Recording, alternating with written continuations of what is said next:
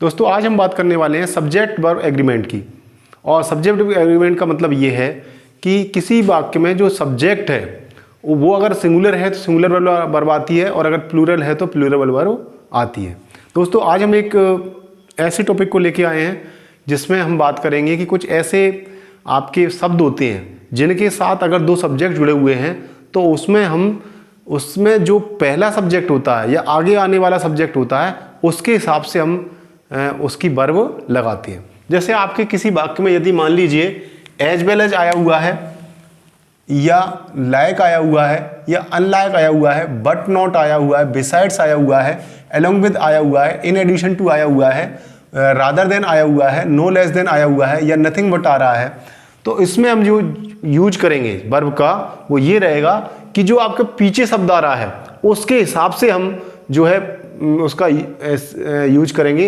अगर पीछे आने वाला सब्जेक्ट इन शब्दों के साथ, अगर पीछे आने वाला सब्जेक्ट प्लूरल है तो प्लूरल लगाएंगे, और सिंगुलर है तो सिंगुलर वर्ब लगाएंगे। जैसे मान लीजिए ये वाक्य आपका the driver as well as the passenger. अब ध्यान दीजिए यहाँ पर एज वेल एज आया हुआ है और उसके साथ में दो शब्द आए हुए हैं, एक तो ड्राइवर और एक आप आया हुआ है द पैसेंजर्स।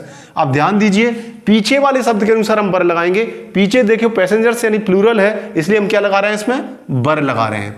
इसी प्रकार से अगला वाक्य देखिए द थीप एंड नॉट। देखिए एंड नॉट शब्द भी आया हुआ है, तो अगर किसी वाक्य में एंड नॉट आया हुआ है और उसके साथ दो सब्जेक्ट जुड़े हुए हैं तो इसमें द थीप और इसके बाद आपका हिज कंपेनियंस, ये दो शब्द जुड़े हुए हैं। तो इसमें देखिए कंपेनियंस जो है वो बहुवचन है, प्लूरल है, इसलिए हमने क्या लगाया है, हमने फिर उसमें हैव लगाया है। इसी प्रकार से दोस्तों मोर देन शब्द आया हुआ है, तो मोर देन शब्द आया हुआ है उसके साथ जो शब्द आए हुए हैं 20%, तो 20% यानी बहुवचन है, प्लूरल है, इसलिए हम क्या लगाएंगे, बर लगाएंगे दोस्तों।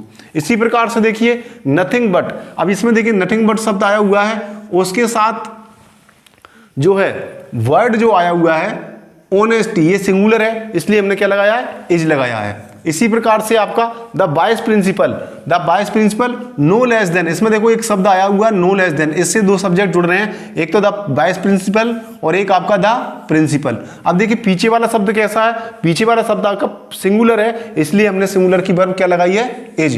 तो दोस्तों यहाँ पर ये एग्जाम्पल ये बता रहे हैं कि यदि किसी वाक्य में as well as, like, unlike, but not, besides, along with, in addition to, rather than, no less than, nothing but, इस तरह के अगर शब्द आते हैं और इन शब्दों से दो सब्जेक्ट जुड़े हुए हैं तो बाद वाले जो सब्जेक्ट होता है उसके अनुसार हम वर्ब लगाते हैं। अगर बाद वाला सिंगुलर सब्जेक्ट है तो सिंगुलर वर्ब आएगी, और अगर प्लूरल शब्द है तो प्लूरल वर्ब आएगी। दोस्तों निश्चित रूप से आपको ये बात समझ में आ गई होगी।